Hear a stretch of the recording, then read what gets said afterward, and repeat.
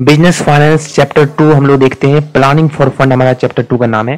BBI question देखेंगे और इसी वीडियो में पूरा निपटा देंगे। ध्यान से सुनिएगा राजा, आप सभी लोग ध्यान से सुनिएगा। रील्स को जैसे आप लोग ध्यान से देखते हैं वैसे ही वीडियो को भी ध्यान से देखना है।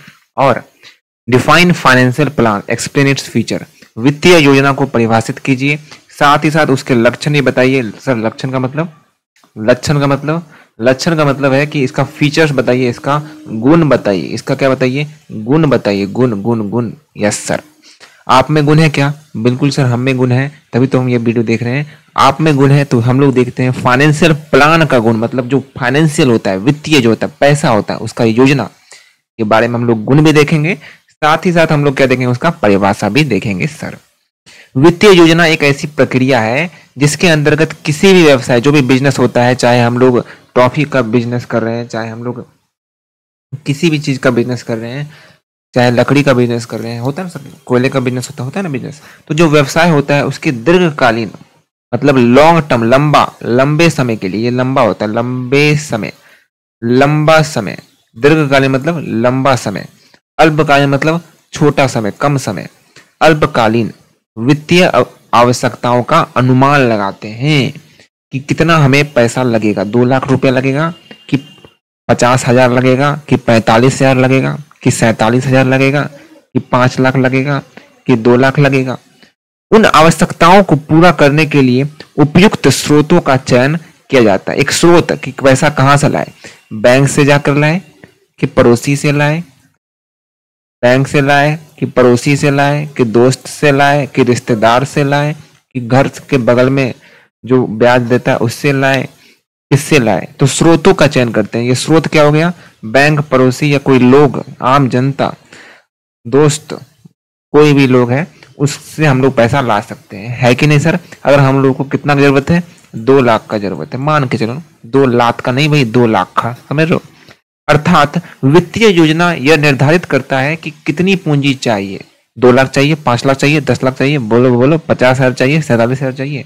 कहाँ से जुटाई जाएगी? बैंक से जुटाए, पड़ोसी से जुटाए, घर के बगल में जुटाए, दोस्त से जुटाए, दोस्त से पैसा मांग लिए, कहाँ से पैसा लाए? ये ब्याज पर पैसा उठा ले कहीं से।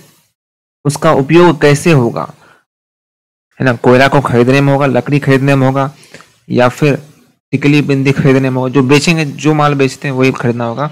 तो इसको हम लोग कहते हैं वित्तीय योजना। अब आइए, वित्तीय योजना के लक्षण क्या है, मतलब क्या क्या गुण है, गुण क्या, वित्तीय योजना बनाने से क्या क्या महत्वता होती है, क्या फायदा होता है। तो ये भविष्य अनुमुख होता है, मतलब भविष्य हमारा सुरक्षित हो जाता है कि भविष्य में 5 लाख खर्च होगा, हमारे पास 5 लाख है, ओ सर बल्ले बल्ले। तो ये फ्यूचर ओरिएंटेड होता है। क्या होता है? फ्यूचर ओरिएंटेड होता है। पूंजी की आवश्यकता का आकलन पहले से हम पता कर पाते हैं कि अल्पकालीन पूंजी और दीर्घकालीन पूंजी। अल्पकालीन मतलब कम समय के लिए, साल भर से कम समय, 6 महीना 7 महीना के लिए पूंजी चाहिए, 8 महीना के चाहिए, 12 महीना के लिए चाहिए, तो ये भी अल्पकालीन कहलाता है। और दीर्घकालीन जो होता है ना, दीर्घकालीन जो होता है, वॉल्यूम बढ़ा लीजिए आप लोग, 12 महीने से ज्यादा का होता है, मतलब 2 साल, 3 साल, 4 साल, 1 साल से ज्यादा वाला दीर्घकालीन कहलाता है, और 12 साल से कम वाला अल्पकालीन कहलाता है।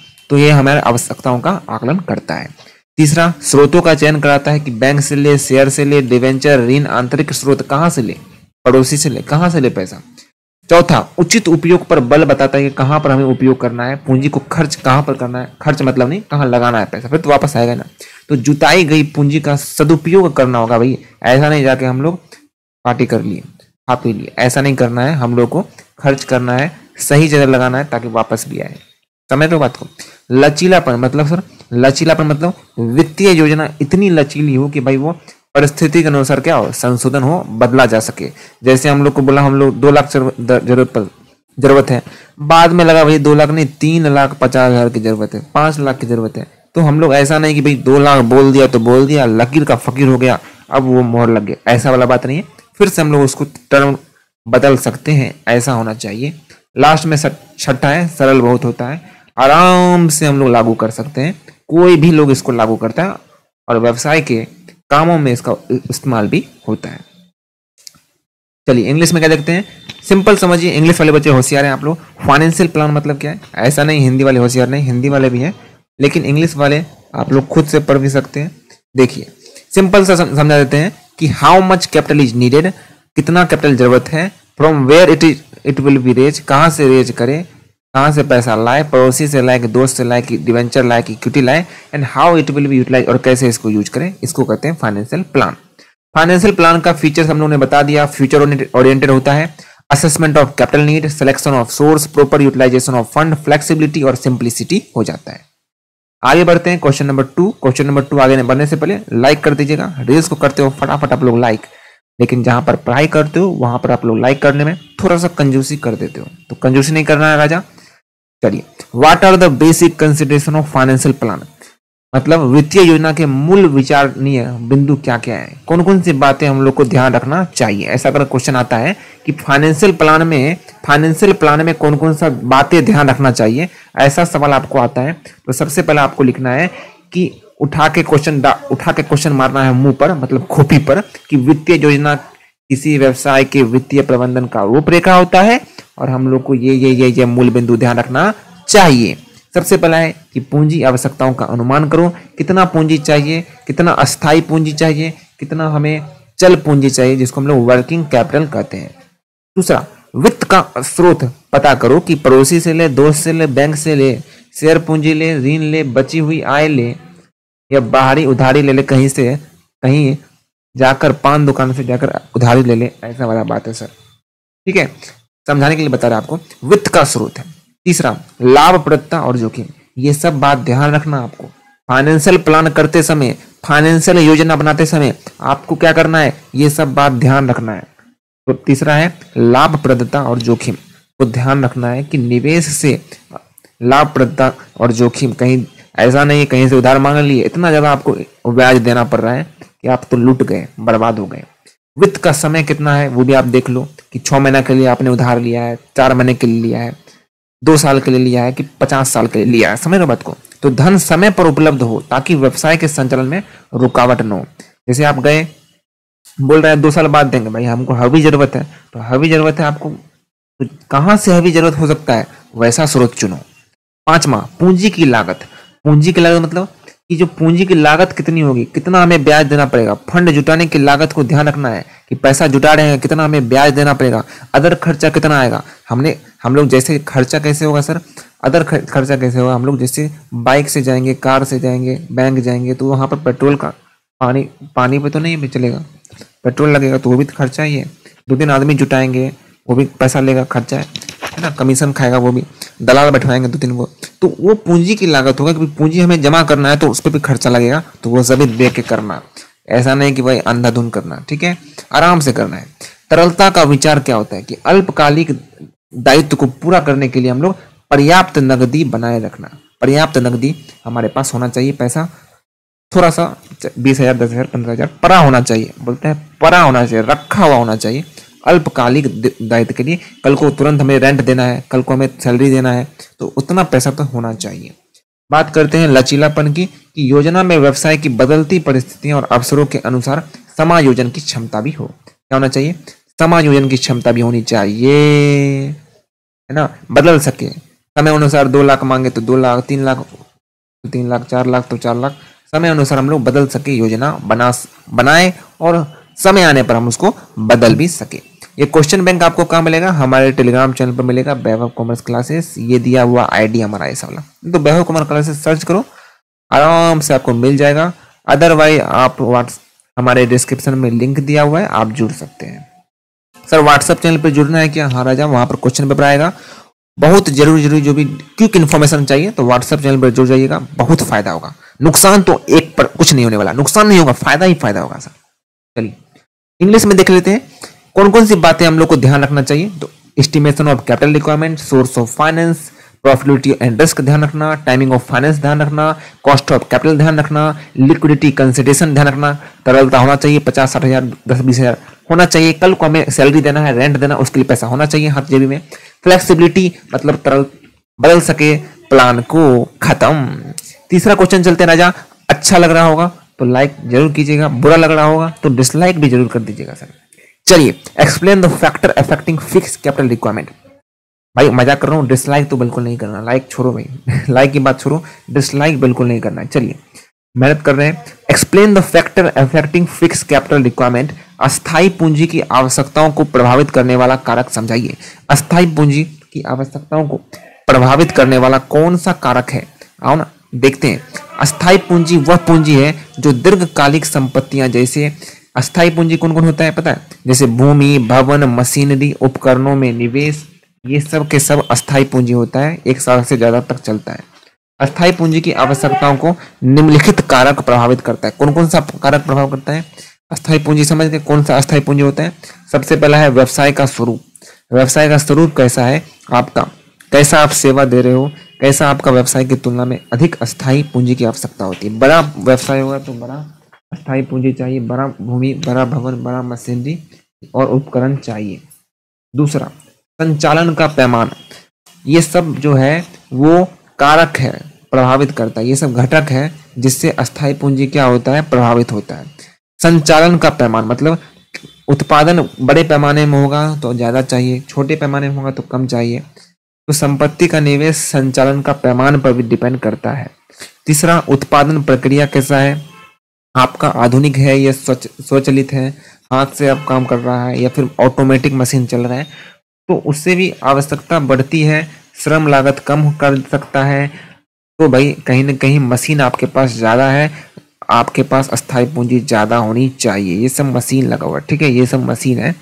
उदाहरण के लिए आपको बता रहे हैं, बड़े बड़े मशीन लगे हैं तो क्योंकि आपका ऑटोमेटिक मशीन लगा हुआ है, कोई हाथ से काम नहीं हो रहा है, तो ज्यादा मशीन लगेगा, तो वहां पर अस्थायी पूंजी की आवश्यकता ज्यादा पड़ेगी। चौथा है प्रयुक्त तकनीक, कैसा आप तकनीक यूज करते हैं, अधिक निवेश की आवश्यकता वहां पर होगी।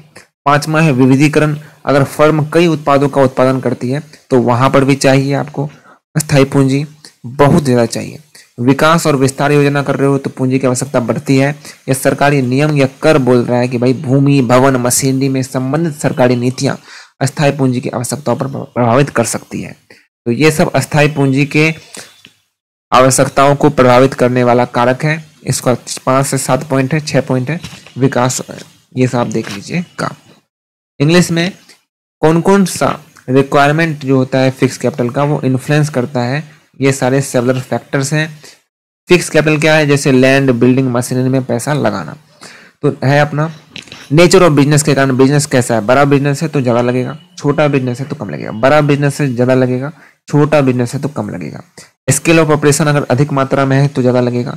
प्रोडक्शन प्रोसेस आपका कैसा है, मॉडर्न है या ऑटोमेटेड मशीन है, ऑटोमेटेड मशीन है तो ज्यादा लगेगा। टेक्नोलॉजिकल यूज कैसा कर रहे हो, diversification, growth and expansion plan कैसा आपका, अगर ज्यादा करना चाहते हो तो उस हिसाब से आपका कम या ज्यादा लगेगा। और गवर्नमेंट का रूल्स रेगुलेशन है, उसके हिसाब से भी घटक आपका रिक्वायरमेंट तय करता है कितना आपको फिक्स कैपिटल चाहिए। चलिए अगला है चौथा, ये तो फिक्स था मतलब अस्थाई था। अब बात करते हैं what are the factor affecting working capital requirement, कार्यशील पूंजी की आवश्यकताओं को प्रभावित करने वाला कारक बताना है। तो कार्यशील पूंजी की आवश्यकताओं को कौन कौन घटक करता है, ये कार्यशील में जैसे कि व्यवसाय का स्वरूप कैसा है, आप बनाते हो या बेचते हो या सर्विस करते हो, मैन्युफैक्चरिंग करते हो, ट्रेडिंग करते हो, सर्विस करते हो, ये सब वर्किंग कैपिटल आपका इस पर डिपेंड करता है कितना होना चाहिए। वर्किंग कैपिटल का मतलब क्या होता है, WC का मतलब क्या होता है, आप लोग जानते हैं करेंट एसेट, जो करेंट एसेट होता है माइनस करेंट लायबिलिटी, है ना, कितना आपको समय समय पर चाहिए, जैसे सैलरी देना, वेजेज देना, रेंट देना, स्टेशनरी खर्चा, बहुत सारे खर्चे लमसम है। तो जो छोटा मोटा जो जितना खर्चा है, अनसन खर्चा है, वो वर्किंग कैपिटल है। ये वर्किंग कैपिटल कितना चाहिए, उसका रिक्वायरमेंट जो होता है वो प्रभावित होता है इन सब घटकों से। पहला है व्यवसाय का स्वरूप, दूसरा है व्यवसाय का आकार कैसा है, बड़ा व्यवसाय है तो ज्यादा बड़ा चाहिए, बड़ा व्यवसाय है तो ज्यादा चाहिए, छोटा व्यवसाय है तो कम चाहिए। तीसरा, उत्पादन चक्र कैसा है, कि भाई यदि उत्पादन चक्र लंबा है तो कच्चा माल और अधूरी वस्तुओं धन अधिक समय लगता है और कार्यशील पूंजी उसमें ज्यादा होगा। ग्राहकों को क्रेडिट नीति, ग्राहकों को आप लोन पर दे देते हैं, उधार पर दे देते हैं, तो उस पर कार्यशील पूंजी बहुत चाहिए क्योंकि पैसा तो वापस आने वाला नहीं है, बाद में आएगा, लेट से आएगा, तो हमें ज्यादा चाहिए। इन्वेंट्री नीति, आपको कितना इन्वेंट्री रखना है, मतलब स्टॉक में कितना रखना है, स्टॉक में ज्यादा समय तक माल रखोगे, बहुत ज्यादा माल रखोगे, तो ज्यादा माल रखोगे तो आवश्यकता भी आपका ज्यादा बढ़ेगा, तो पैसा भी ज्यादा चाहिए, ज्यादा माल ज्यादा पैसा। ज्यादा अगर माल रखेंगे तो ज्यादा पैसा हम लोग को चाहिए, ज्यादा वर्किंग कैपिटल चाहिए, ज्यादा वर्किंग कैपिटल चाहिए। संचालन दक्षता, है ना, अगर कुशल संचालन होगा तो कार्यशील पूंजी की आवश्यकता कम हो सकती है, क्योंकि अपव्यय घटता है और टर्नओवर बढ़ता है, सेल्स बढ़ता है, तो कम चाहिए। सेल्स बढ़ रहा, पैसा आ ही रहा, बेचने पैसा आ रहा, बेचने पैसा आ रहा, तो कम चाहिए वर्किंग कैपिटल। हाथ में पैसा कम चाहिए, हाथ में पैसा कम चाहिए। वर्किंग कैपिटल मतलब जो रोजमर्रा काम है उसमें जो पैसा लगता है उसको हम लोग वर्किंग कैपिटल कहते हैं। मौसमी कारण, कभी कभी ऐसा व्यवसाय की मांग होता है ना कि बढ़ जाता है, तो उसमें हम लोग को ज्यादा चाहिए।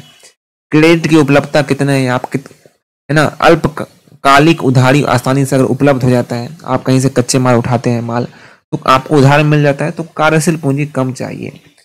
अगर नहीं मिलता उधार में, अगर नहीं देता है माल में पार्टी, तो आपको ज्यादा चाहिए। तो ये सारे के सारे घटक हैं, देख लीजिएगा आप लोग, एक बार पढ़ लीजिएगा। इंग्लिश में नेचर ऑफ बिजनेस के कारण बिजनेस का साइज कैसा है, प्रोडक्शन साइकिल कैसा है, लंबा है तो लंबा चाहिए, मतलब ज्यादा आपको वर्किंग कैपिटल चाहिए। बिजनेस पॉलिसी ऑन क्रेडिट, उधार पे कितना दे रहे हो, उधार पे ज्यादा दोगे तो आपको ज्यादा चाहिए। Inventory policy, operating efficiency, operating efficiency अच्छा होगा तो वर्किंग कैपिटल कम चाहिए। इन्वेंट्री पॉलिसी आपका बहुत ज़्यादा रखना चाहते हो तो ज़्यादा चाहिए। बिजनेस पॉलिसी, उधार में आप ज़्यादा देते हो तो ज़्यादा समय के लिए देते हो तो ज़्यादा आपको वर्किंग कैपिटल चाहिए। सीजनल फैक्टर, सीजन में क्या होता है, ज़्यादा डिमांड होता है, ज़्यादा वर्किंग कैपिटल चाहिए।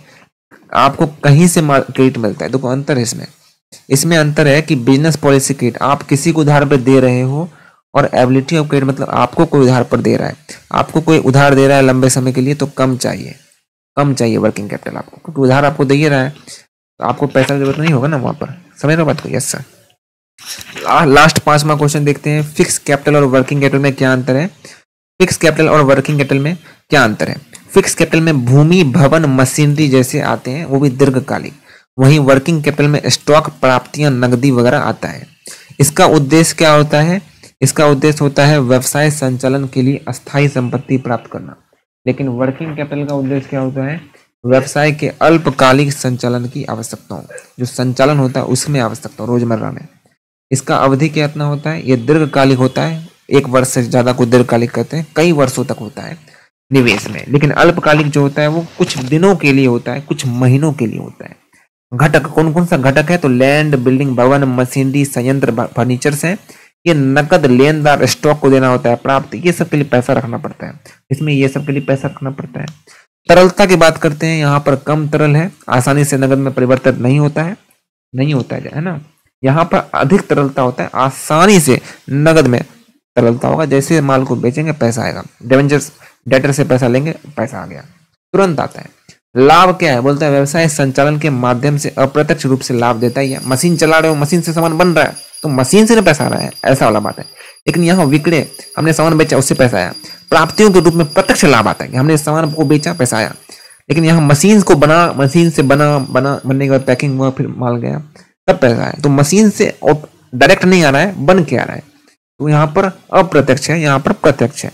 आवश्यकता क्या है भाई, बहुत आवश्यक है, बिना इसके काम ही नहीं होगा। बोलता है व्यवसाय के प्रकार और पैमाने पर निर्भर करती है कितना आवश्यक है, और यहाँ पर भैया उत्पादन चक्र पर है कैसा, व्यवसाय का आकार कैसा है, क्रेडिट नीति कितना कितना उधार देते हो या कितना उधार लेते हो, स्टॉक स्तरों पर निर्भर यहाँ पर करता है। तो ये था हमारा difference between the fix capital and working capital. Hindi में समझा दिया, इंग्लिश वाले आराम से इंग्लिश में पढ़ सकते हैं, उसी को तो हम हिंदी में समझाएं, बिल्कुल सेम टू सेम समझा दिए।